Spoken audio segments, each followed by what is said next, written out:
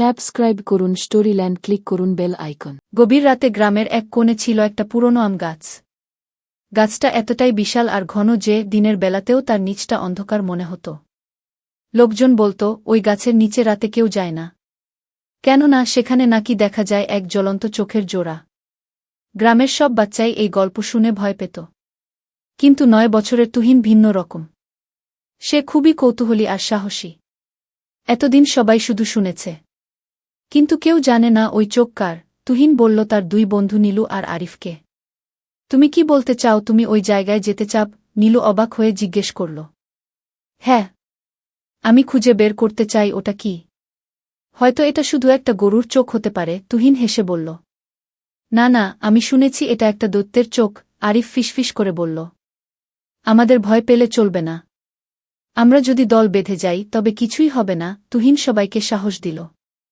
পরিকল্পনা হল সেদিন রাতেই তারা 3 জন আম গাছের নিচে যাবে এবং জ্বলন্ত চোখের রহস্য খুঁজে বের করবে। রাত 8টা বাজতেই 3 বন্ধু মশাল নিয়ে রওনা দিল। গ্রামের রাস্তা অন্ধকার আর নিস্তব্ধ, কেবল ঝিঙি পোকাদের ডাক ভেসে আসছে। তাদের প্রত্যেকেরই ভয় লাগছিল, কিন্তু তুহিনের মুখের দ্বিতা দেখে সবাই সাহস পেল।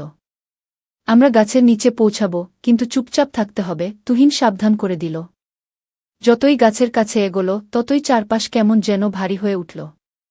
বাতাসে একটা ঠান্ডা শীতল অনুভূতি। হঠাৎ গাছের তলায় তারা থেমে গেল। গাছের নিচে অন্ধকার এত ঘন ছিল যে কিছুই দেখা যাচ্ছিল না। আর তখনই সেই চোখ দুটো দেখা গেল, জ্বলজ্বলে হলুদ আলো, ঠিক যেন আগুনের মতো। 2 জোড়া চোখ গাছের নিচে থেকে তাদের দিকে তাকিয়ে আছে। দেখো, সত্যি চোখ দুটো, নীলু ফিসফিস করে বলল। তুহিন তার ভয় চেপে বলল, আমরা সামনে যাব। আমি প্রথমে যাব। তোমরা আমার পেছনে থেকো, পিছিয়ে যেও না। সে সাহস নিয়ে বলল, আমরা যদি ভয় পেয়ে পালাই তবে কখনোই জানব না ওটা কি। তারা আরও কিছুটা এগোল। অবশেষে মশালের আলো চোখ দুটোর উপরে পড়ল। আর তখনই সত্যটা সামনে এলো। গাছের নিচে দাঁড়িয়ে ছিল এক বড় কালো বিড়াল। তার গায়ে এক ধরনের জাদুর আলো ছিল, আর তার চোখ দুটো যেন 2 টুকরো আগুন। কিন্তু ভয়ঙ্কর এই বিড়াল তেমন কিছু করল না, বরং সে মিয়াও করে তাদের দিকে তাকিয়ে তারা ধীরে ধীরে এগোতে লাগল। তুহিন তার মশালটা উঁচু করে ধরল। হঠাৎ চোখ দুটো একটু নড়ল, সঙ্গে একটা গভীর গর্জনের আওয়াজ শোনা গেল। আরিফ কাঁপতে কাঁপতে বলল, তুহিন ফিরে চলো। কিন্তু তুহিন থেকে গেল। নীলু অবাক হয়ে বলল, এটাই সেই জ্বলন্ত চোখ? একটা বিড়াল? তুহিন বলল, হ্যাঁ, কিন্তু তার গায়ে এমন আলো কেন? এটা তো সাধারণ বিড়াল নয়। ঠিক তখনই তারা শুনতে পেল পিছন থেকে এক মিষ্টি কণ্ঠ। তোমরা ভয় পেও না, এটা আমার বন্ধু মুনিয়া ঘি। 3 জন পিছনে ঘুরে দেখে এক বৃদ্ধা তাদের দিকে হাঁটছে। তার হাতে একটা লাঠি আর চোখে এক ধরনের মায়া। বৃদ্ধা জিজ্ঞেস করল, তোমরা আমার মুনিয়াকে ভয় পেয়েছ? তুহিন বলল, কিন্তু এটা এত বড় আর অদ্ভুত কেন? বৃদ্ধা হাসল। মুনিয়া আসলে জাদুর বিড়াল। আমি এক জাদুকরি।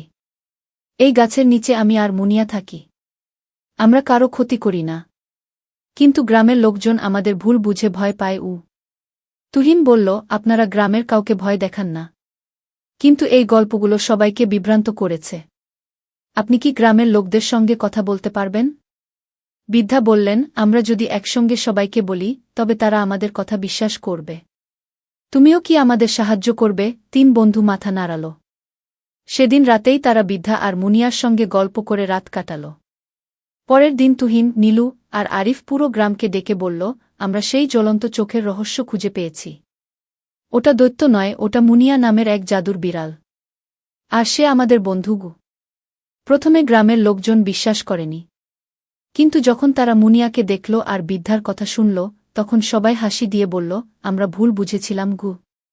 সেদিন থেকে গ্রামের লোকেরা আর অন্ধকারে ভয় পেত না, বরং বৃদ্ধা আর মুনিয়ার সঙ্গে বন্ধুত্ব গড়ে তুলল। আর তুহিন, নীলু আর আরিফ বুঝল, সাহস আর সত্য সবসময় ভয়কে জয় করে।